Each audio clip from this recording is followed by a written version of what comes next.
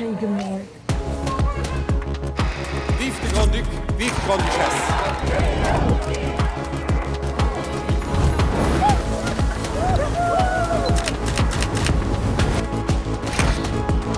We are here at the European Parliament.